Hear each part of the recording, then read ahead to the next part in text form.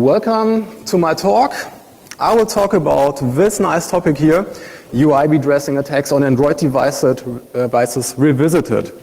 As maybe some of you already know, I have given this talk in the Abu Dhabi Black Hat conference at the end of 2012.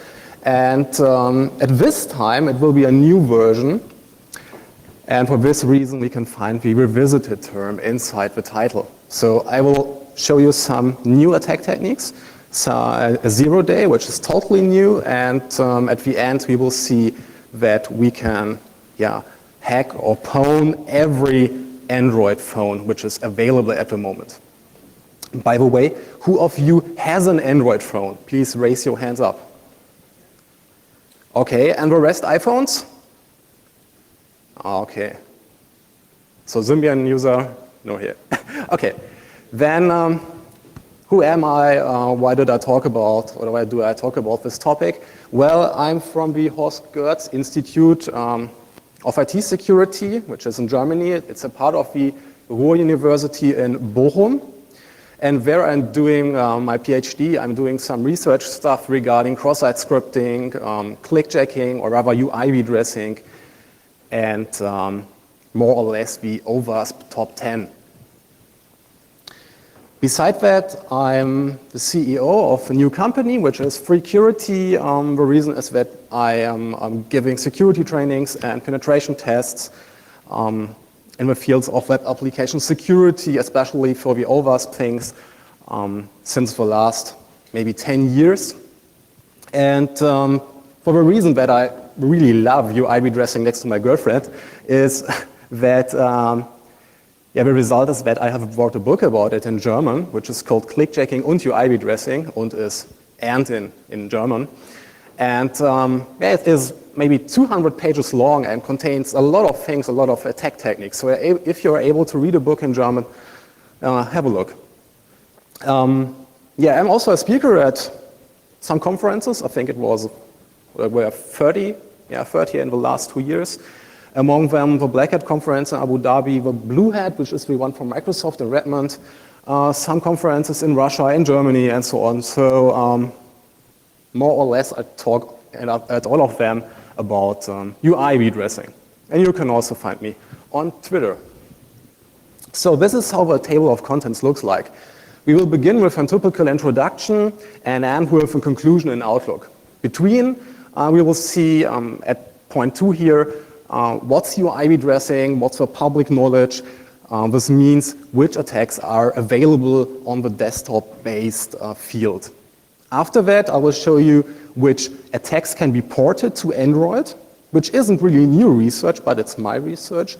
And this is new, point 4, we will see some new browserless attacks. And depending on this point 4, depending on the new browserless attacks, I will show you some mitigation techniques against UI redressing, or rather tapjacking, which is the new thing here. So, introduction. I'm from Germany, as you can hear it from my accent. And for this reason, I have some historical knowledge about the German technology market. And as you can see here, there happened something in July 1999. Deutsche Telekom, the I think largest telecommunication company in Germany, who is offering internet connections, mobile devices, telephone connections, offered broadband connections here at this time. And this allowed us with DSL to serve a lot of faster. And due to this broadband connections, there disappeared a huge problem. And this huge problem were the premium number phone calls caused by dialers. So the dialer problem disappeared for more or less 10 years, as we can see it here. And at our new age, or rather since 2009, the dialers were again there because we have smartphones, we have telephones with computers inside of them. We can play mobile games on our smartphone, on our tablet, or other devices. And when we talk about attacks on mobile-based devices, we talk about, or usually we talk about Trojan horses, which means we are using our web browser as a victim to surf on the internet. We are clicking on a link or clicking on an element, and by doing this, we get infected by, for example, JavaScript code, which is executed at our browser. The other thing is, and this isn't actually an attack, is that we can install applications which have a lot of permissions. A good example is WhatsApp. WhatsApp can, for example, locate your network-based data. It can send SMS, it can send MMS, it can directly call phone numbers, it can read your contact data, it can manipulate your contact data. So, at least in my mind, it's an ideal spying tool for the NSA or other secret services. So, as I said, this is not an attack, it's just an application with many, many rights. And I think, is it really necessary that this application has these rights? Is it really necessary that this application is able to call a phone number?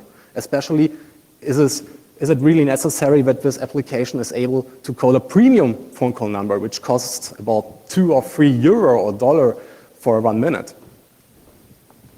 And the question, the primary question of this talk is, can we as an attacker build an application which has no rights to do, for example, phone calls or read contact data? And or is it possible to do that? So we have an application like a calculator, which can nothing more than calculate, so mathematical things.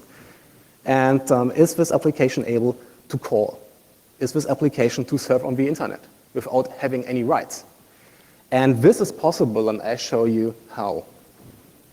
So let's begin with the public knowledge part.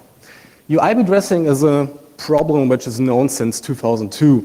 The background story behind that is that Jesse Ruderman, a security researcher from the United States, published in the Mozilla Bug Tracker that it is possible to make elements transparent, or rather to make iframe backgrounds transparent.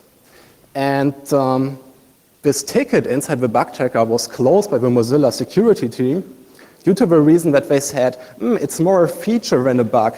We want that things are invisible. We want that things are half transparent. It's nice to have, it's fancy. And this security problem from 2002 appeared again in 2008, and this problem was called clickjacking. Clickjacking consists of two words. The first word is clicking or click, and the second is hijacking. So we hijack clicks with clickjacking. And as we can see here, clickjacking is a part of UI redressing. So UI redressing is a set of attacks, and inside this set, there are some other attacks, and one other set of attacks is called clickjacking. So wait a moment, I said clickjacking is an attack, and then I say clickjacking is a subset of attacks. We will see why in 1 or 2 minutes. So what we can also see here is that we have other attacks inside of clickjacking, which are called cursor jacking or file jacking, tab jacking, and so on. But let's see the attack from 2008. So a short video which was published at this year. Let's run. So we see here that we have a Flash application on a website which is guya.net, and the victim is going to this website and sees, oh, I can get a high score if I click on buttons. And in this case, the victim is clicking a lot of buttons, on a lot of buttons, and you can see that the score increases here. So a few moments later, we will see that the attacker, or rather guya.net, gets automatically access to the microphone or camera of a victim. So, and now, with a half-transparent background, so the white background is half-transparent, in a few moments.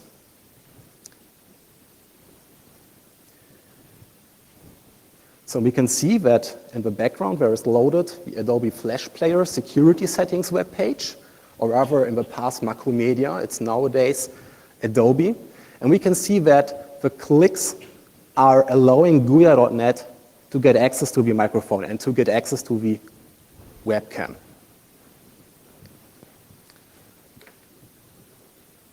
So here's the list of websites. Guya.net will appear here in a few moments. Here is it, yeah. And what we need now is that we have to select this element, and after that we have to click on Always Allow to have the automatically access. So, there it is. That's all, and after this we get the access. So this was fixed by Adobe, and this was called clickjacking at this time.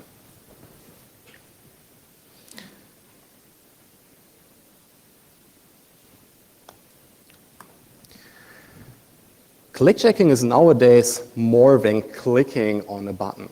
And for this reason, clickjacking is called classic clickjacking. Yeah. And a classic clickjacking attack from today looks like that. We are a victim, are logged in on the Bing.com website. We can see it here. We have an account name, which is Marcus, so my name. We have on the right side a sign out link. And what we want is that the victim will click on this sign out link without getting noticed that he or she is clicking on it. So what we need is social engineering. Yeah, we have a headline here with funny pictures. We have two smileys and a button.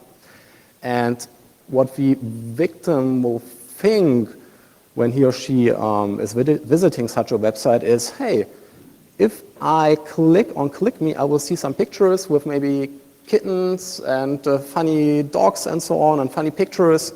So I have to click on it. And by clicking on it, you will actually click on Sign Out. You can see here that we have an iframe element, which is loading Bing.com, and that we want to merge, or rather overlay the Sign Out link, which is in the iframe element, over the Click Me button. So we can see it here. We move it to the top left, so that will link, and the iframe element is over our button, and here is the iframe transparent. So here half transparent, here completely transparent. So if I click on this button here, I will actually click on Logout. That's all.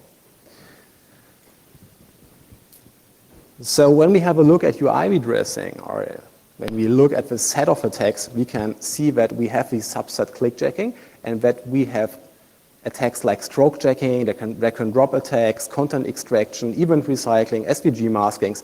And here is also a list with a lot of jackings. And this is a little bit difficult to explain in this short time, and thus I will show you two attacks. The first one is cursor jacking, and actually the easiest attack. So I have 4 links here. When I click on 2, so here, there appears an alert window with the value 2. If I click on 1, there appears an alert value with the value 1, and so on. So 1, 1, 4, 4, 2, 2, and 3, 3. I will click on 2, and look what happens. Click. I will click on 1. What? So I will click on 1, click, and nothing happens. So I will click on 4, click, and I will actually click on 3. So the magic behind this is this thing here. Our mouse cursor is nothing more than a picture, and in this case, the background of this picture isn't red, it's transparent. So you can see it here. I actually click with the top left of this element, so I click on 2, but I actually click on 1, so click, here it is. And once again, if I click here, click, there it is. Just to show it here, when I click here maybe, there is V2. So a little bit magic with CSS code. Another thing which is really cool is this is Svg maskings. It's a pure UI redressing attack, is that you can, and this is a Firefox feature only, mask elements inside of other elements like frames or iframes. And in this case, we can see that we have a logo here and a button.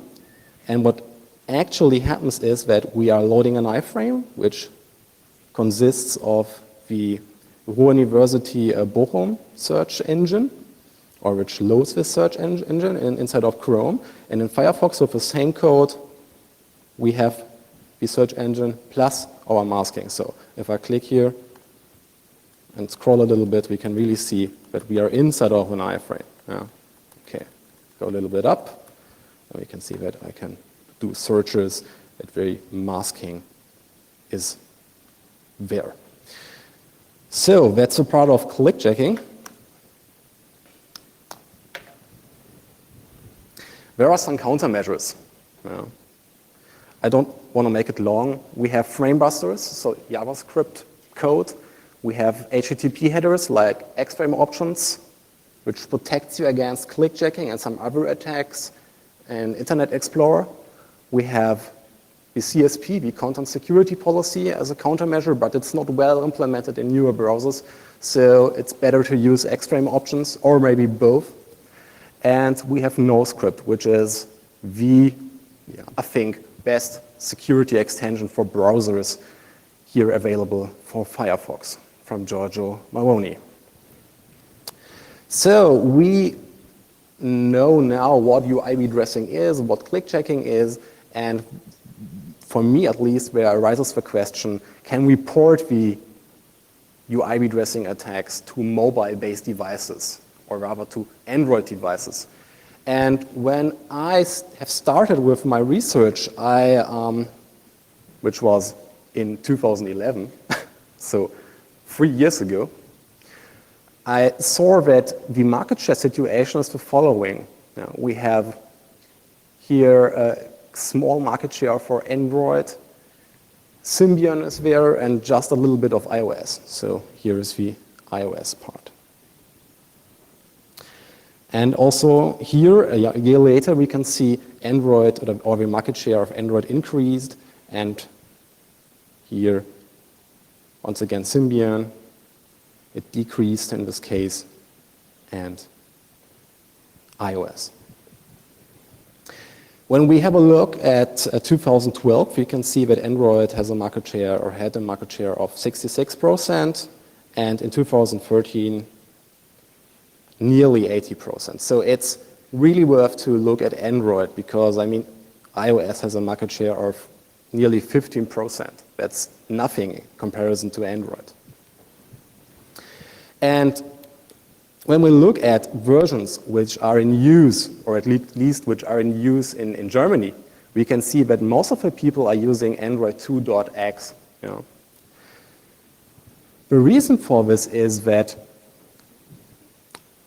we have mobile phones in Germany which are, for example, Motorola Defi, and such a Motorola Defi device holds Android version like 2.1, yeah, and we can upgrade it to 2.2, yeah, which scares me a little bit, but this is the case in Germany and in most of the parts of Europe. Nevertheless, all of the attacks I will show you are working on all versions since 2.x, so also in the version 4.x and 3.x. Here are some screenshots. We can see that we have a notification bar on the top in both versions, so Android 2 and Android 4 on the top, the notification bar. Then we have a search engine with Google. We have our home screen, and we have some buttons here. So we can do a phone call, we can open the menu, we can surf. There are not so many differences between the versions here, at least if they are not customized. So the next step, by looking if the Android or the UI redressing attacks can be ported, is to have a look at the available browsers. And what we can see is that Firefox is available, so the Gecko engine. We have Chrome, so WebKit, or rather Blink at the moment. We have Opera with Presto in the past. Presto is also available on some TVs. But nowadays they switched, at least in the desktop-based field, to Blink, so the same as Opera or as Chrome. What we not have is Safari and Internet Explorer. But this isn't really important for us because there is just one attack which is working at Safari and just one attack which is working in Internet Explorer. So we can see here, for example, that 3 attacks can be easily be ported because the only thing what a browser needs in our case is that it supports frames or iframes, that it supports cascading style sheets, so CSS code, and JavaScript code. So this is possible in every browser. It's in every browser available. What we can see here, there are some attacks which are using some browser-specific features, like some attributes, WebKit directory, for example, in Chrome, which is necessary for file jacking, and tab jacking, which requires Firefox and so on. But all of these things are there. We have Chrome, we have Opera, and we have Firefox. Attacks which doesn't work is click checking because we doesn't have click events on Android devices. We can use our cursor, but these are actually touch events, not click events.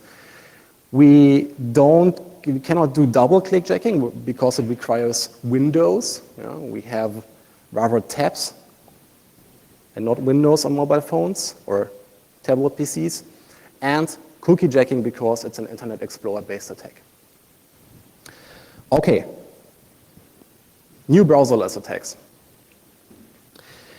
When we look at Android, we can see it here in the emulator that we can do, for example, things like make the volume louder. Or here, I can do this. Or here. The crucial things are they are transparent, or they can be transparent with notification messages, as here. They disappear after a few seconds, so they disappear after 2 or 3 seconds. They can also disappear after 1 second. And I can click on them. So here, click, and we can see I actually clicked on the google.com search bar. So once again, these 3 things are very important. Click, I can click under it. So it's transparent for my actions. So the idea behind the new browserless attack is now the following. Isn't it possible to make such a notification message to full screen, to resize it? And isn't it possible to show it for a longer time than just 3 seconds? This is possible. And the result is the following. I will show it to you here, first of all. As I said, we have an application which has no rights to do anything, to do, for example, phone calls. So if where is it? Your applications, manage applications. Open, for example, the API demos, I can see that there are some permissions. So this application is allowed to read your personal information, to take pictures, and so on. So in this case, I will open the tab checking application, which is, for example, my calculator. And we can see that it hasn't any rights. So no rights here. Just a calculator or just an application as a computer game, for example. So I open this application here. And we can see that there appears a window, which is actually the notification message, and a button. And I click on this button and look at the top left. What I did, I made a phone call. So the magic behind this is the following. I close it. You can see that I'm calling Mr. Fuber here. I ended the call. So now with a half transparent, or rather a transparent background, not white, we can see that I have a button here, but I have the do not press words and that I have an application in the background, and this application is the phone call application. So an application without any rights is able to open another application, is able to open the contact data, the phone call application, the web browser. When we count them, our application is able to open 16 other applications by using intent action in Android. So once again, we can see our phone call application in the background with a predefined number, and all I need is a click here, and we see that I'm actually doing a phone call. So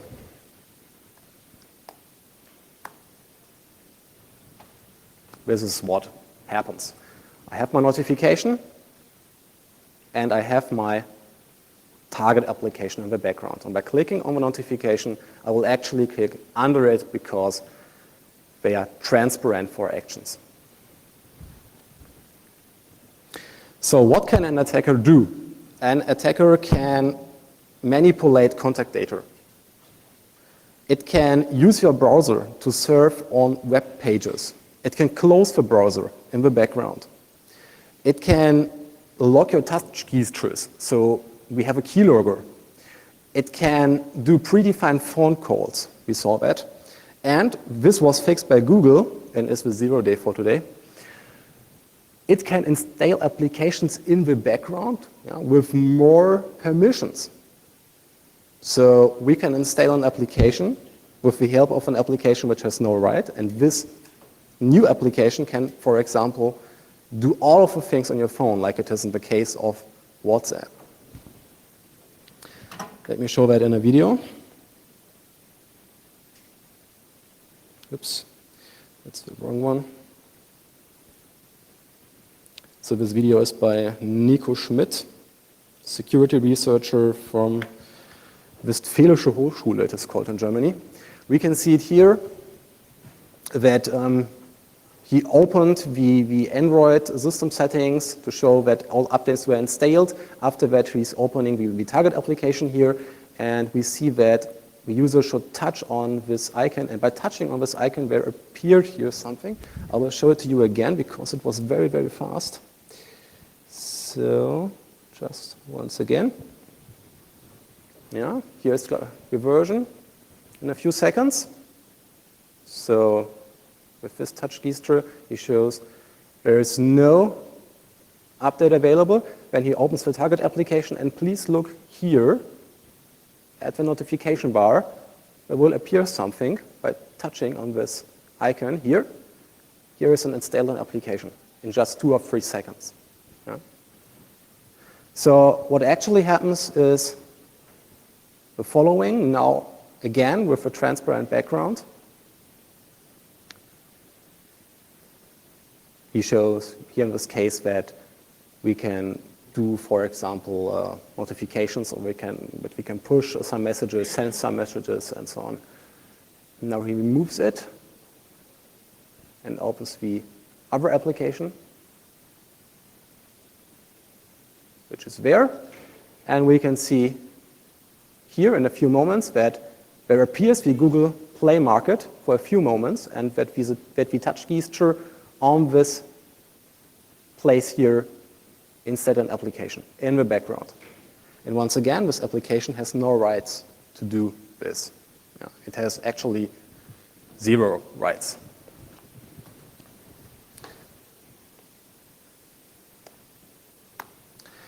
So what we have learned is that we can use notification messages combined with social engineering to trick the user and to do a lot of things like phone calls, like installing applications, which was actually fixed by Google, but it's still possible as we can see it.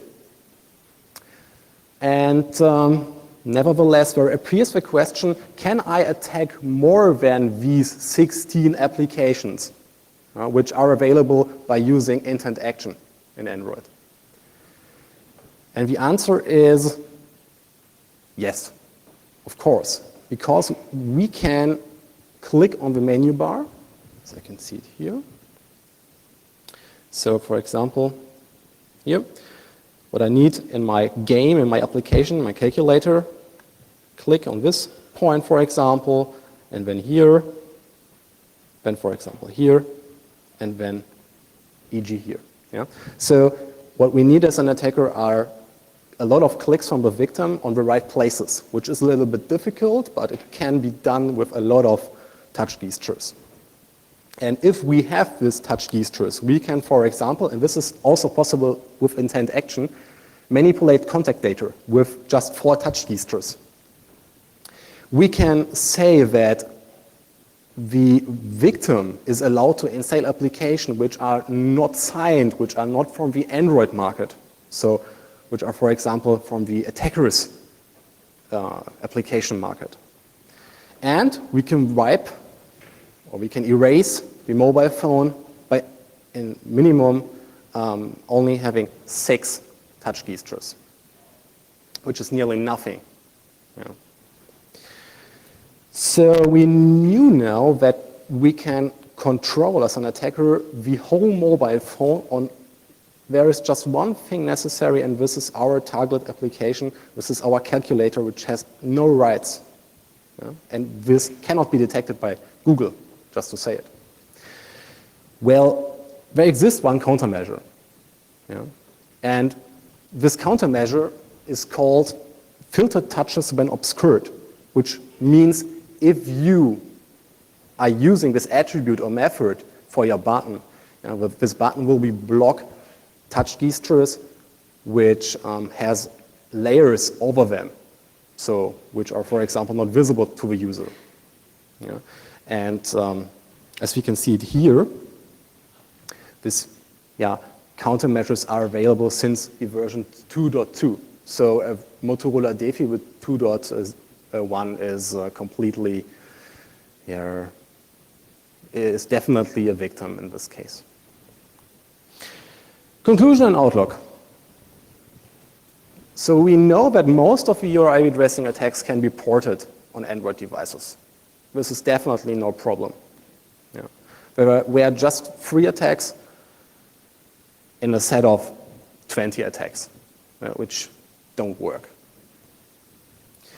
We can use UI redressing on the desktop-based field and also on the mobile-based field, especially on Android. And the most important thing, at least for me, is that we are able, as an attacker, to install applications in the background, and that we are able to call premium number phone calls. So to get money with the help of a user. And last but not least, there are some countermeasures like extreme options, the content security policy, and this nice attribute available. But just to say it, this attribute isn't integrated in the native Android apps. So it isn't integrated in the phone call application or contact data application, you know, which is a little bit strange from my perspective, but this is the case. Google doesn't integrate it. So that's all. Thank you for your attention, and if you have any questions, feel free to ask me. Questions?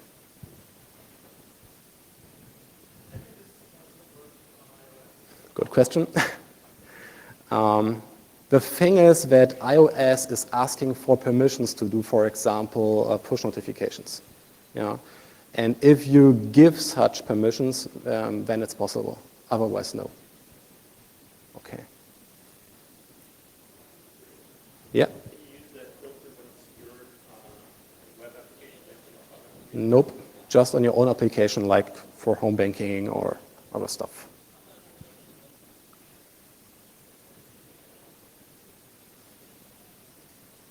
So be aware if you download an application. It can be dangerous, even if it has no rights.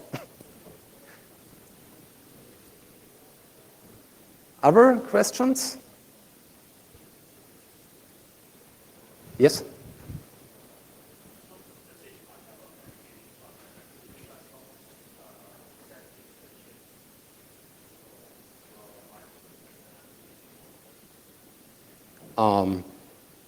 It was, can you speak a little bit louder, please? Yeah.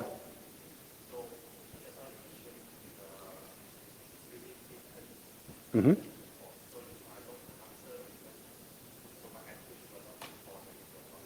This is right. But intent action can actually call just the 16 applications. But the user can open your application when by clicking on the menu. But it's a little bit difficult because the icons or the position of the icons can change. Yeah. But it's possible, yeah, if you have enough touch gestures.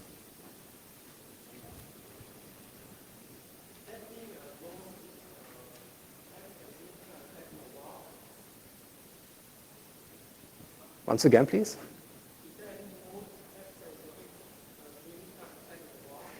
Yeah. There were 3 applications in the past, and one application were in the Google market for over, I think, 4 months till it was deleted. It was my application. So the problem is that Google cannot detect it. Yeah? It can just look for some strings and for intent action, but as you maybe all know, is that we can use code obfuscation techniques, yeah, to hide these strings, to change them. And for this reason, Google isn't really able to detect it. There's just this countermeasure. And it isn't used in the native applications. So another one.